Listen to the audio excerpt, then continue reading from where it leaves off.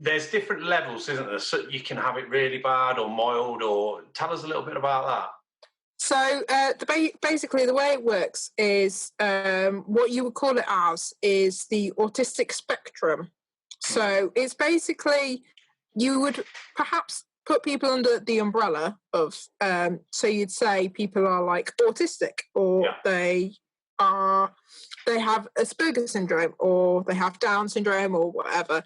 The point is that we may all be on this spectrum under certain umbrellas, but we're not all in the same place, which is what really annoys me. Because what people don't realise is, because we all have our own different strengths and weaknesses, we may fit under one kind of pigeonhole-y kind of thing. Not everyone is in the same place. They're all kind of dotted about of kind of what we can deal with, because some people are more sensitive to all the senses that we've got, some not so much, some better at communication and things than others, and it just differs depending on the person, because no two people are the same. Neither me nor Dad are identical.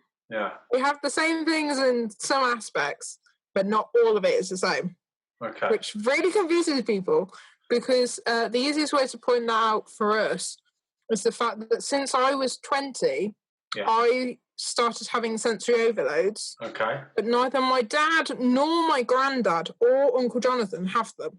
So it's just like, ooh. so I can't be in a room with multiple sounds going off, because I will have a sensory overload. I know that feeling. I had to use ear defenders. I have to get out the full-on ear defenders, and they're big chunky things. And I now have a pair for at home and a pair for when I'm at work. So I'm just like, different colours. Fully prepared. I like it. So tell us, what's some of the symptoms of Asperger's then? What sort of things do you suffer with? It's kind of mainly around social interaction that it can be a bit difficult. So I kind of see it as a bit like some of the social cues that everyone else takes for granted for those who are, the phrase is, neurotypical, who aren't on the autistic spectrum. That all the social cues that you take through for granted that you have fully programmed in, for us it's a bit like some of them are missing. And so it's a bit like you think you know what's going on, but you actually don't. And it happens quite often. And so give us an example. Give us an example. As an example, the easiest word to say was like, if someone was interested in you and trying to show interest, likelihood is you're not going to notice. And it's a bit difficult if someone is giving off particular signals. It's just trying to figure out what those signals actually mean, whether it's like, oh, I like you as a friend, or anything like that.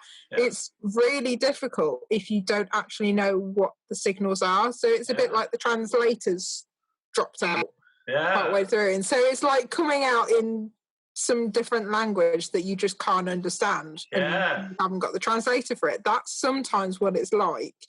But I think the more you try and communicate with other people, the better it gets. So it's a bit like you're cleaning the filter a bit. So it's like the filter's a bit clogged, but then the more you kind of get there, the less it's clogged, but it's still quite difficult the further on in life you get. But because it gets easier.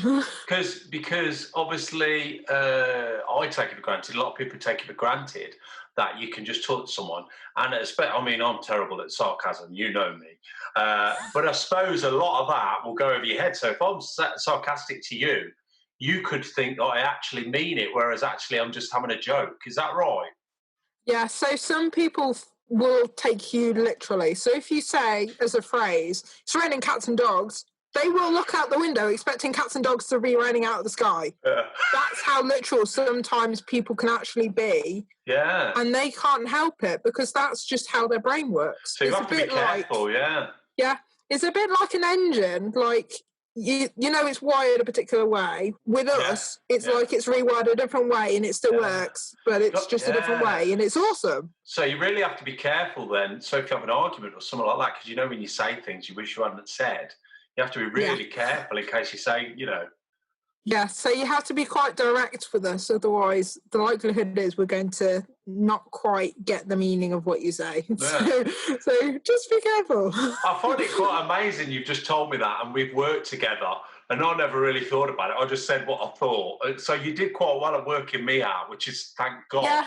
Yeah, I think the more you work with particular people, it's easier to kind of get to grips with it. So I've worked with you quite a bit now, and so I kind of I get your bits of humour. I get when you're being sarcastic, and so the more I kind of work with people, the better it gets. Yeah.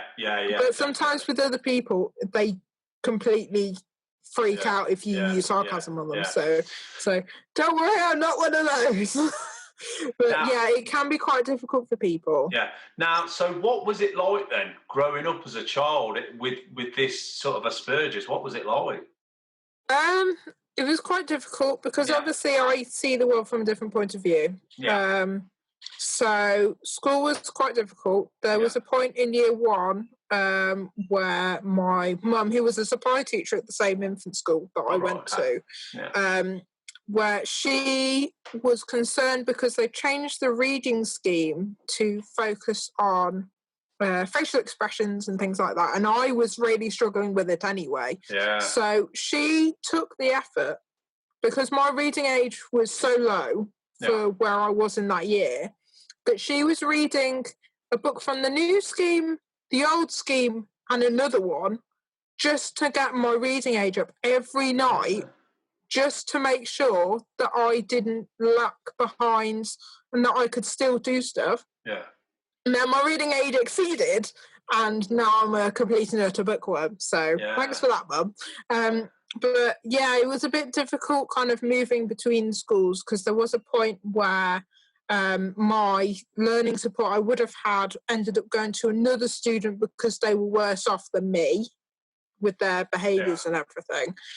But there's also the fact that what people perhaps wouldn't realise is that females with Asperger's syndrome and autism and stuff, quite often we end up mimicking the neurotypical female behaviour, and it ends up masking our autistic traits. So you wouldn't necessarily know. Like, I've had quite a few people tell me after I've told them that I have autism. Before that, they wouldn't have had a clue. And I was like, oh, you're so normal. I'm just like, no, you have no idea. But people have no idea about that. They think, oh, yeah, we're all the same. And like, you realise the boys, because they're quite often quite loud.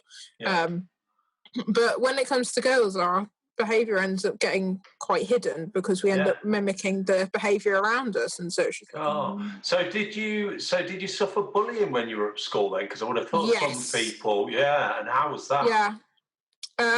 It was quite difficult. From my actual diagnosis form, turns out when I was 3, I was biting people.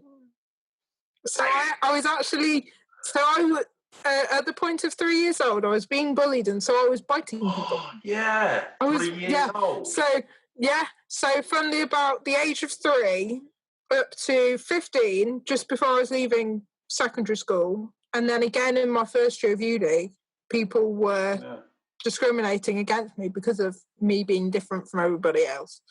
Because I tried to be nice to people, and my behaviour was a bit odd. So kids and young kids don't understand that, do they? You know what I mean?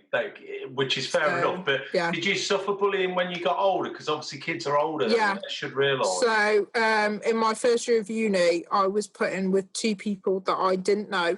They were both from the same town. They both knew each other, and they clicked. They were party animals. I am not. I am the complete opposite.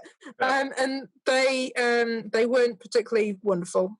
And it was quite difficult because I was living in a flat with them for this year. So I was kind of relying on those who I was at uni with, and they were lovely. And then second and third year, I ended up gate crashing a student house with 2 of them. And I think overall, it was about 14 years worth, which is a lot. But, I'm still this kind of incredibly annoying person. Yeah, how do you So cope? How do you yeah. cope through that amount of, bullying and over that many years? Who did you? Who was your shoulder to cry on, or would you say it was your parents that were a brilliant support? Or Well, there was my parents. They did